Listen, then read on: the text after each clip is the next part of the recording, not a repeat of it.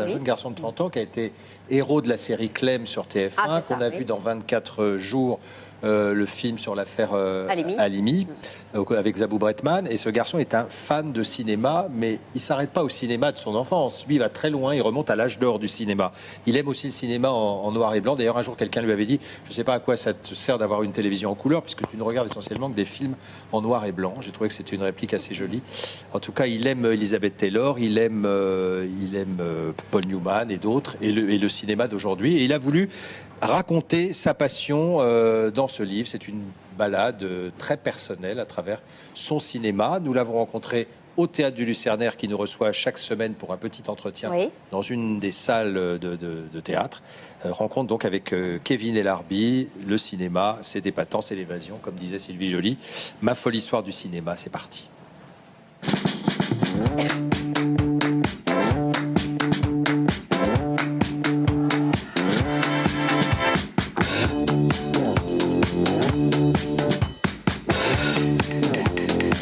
On a eu la chance d'avoir des parents et une famille cinéphile qui enregistraient à l'époque, je suis dans 1989, qui enregistraient la dernière séance d'Eddie Mitchell ou le cinéma de minuit ou les émissions de Frédéric Mitterrand.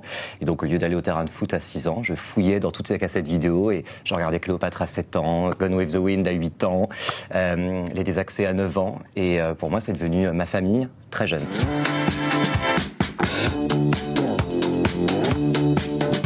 Ce serait sans doute Elizabeth Taylor, ma petite Lise, qui est une actrice que j'aime infiniment, et ce depuis très jeune. Elle a exploré tous les genres, la comédie, le péplum, le drame, tous les réalisateurs. Elle a joué du Tennessee Williams, du Mike Nichols. C'est quelqu'un qui a véritablement fait partie de cette réinvention du cinéma du réel dans les années 50-60, plus que la grande star qu'on en fait. Et quelqu'un qui est très importante également d'un point de vue de militantisme LGBTQI+, qui est très important pour moi également. La première femme à avoir parlé du sida, ce qui a mené Lynn Renaud à en parler ici. Et donc pour moi, c'est quelqu'un de très important dans cette démarche que j'ai d'inviter les jeunes à regarder du cinéma classique.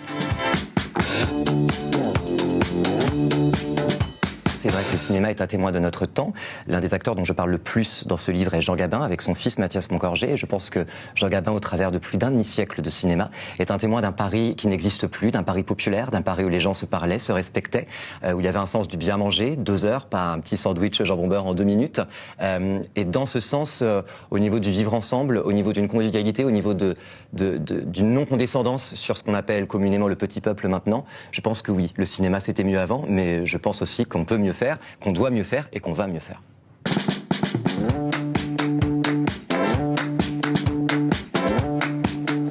Il est passionné ce jeune homme, Voilà, ça donne envie. Folle histoire du cinéma, c'est aux éditions Ocré. C'est un livre qui s'adresse aussi aux jeunes générations. Parce que c'est vrai que le cinéma, c'est une histoire, c'est pas uniquement le cinéma d'aujourd'hui. Et les réalisateurs d'aujourd'hui ont aimé des réalisateurs d'hier, tout ça est un tout.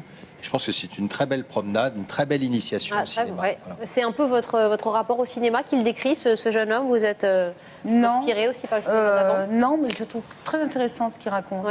Par rapport au populaire, par rapport on pouvait parler du titi parisien avec sa gamelle sans être méprisant, quoi. Maintenant, j'ai l'impression qu'on ne peut plus rien dire, quoi. Non, c'est intéressant, ça me donne envie de lire.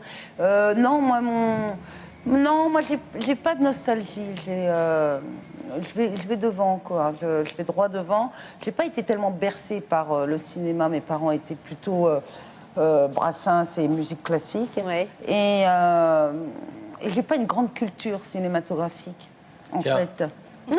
Non, mais c'est vrai, je suis assez inculte. Comme ça, tu pourras te cultiver. Ce qui ne vous a pas empêché de faire de très bons films. Et je rappelle ce César pour un des films que je préfère. Je vous trouve très beau avec Michel.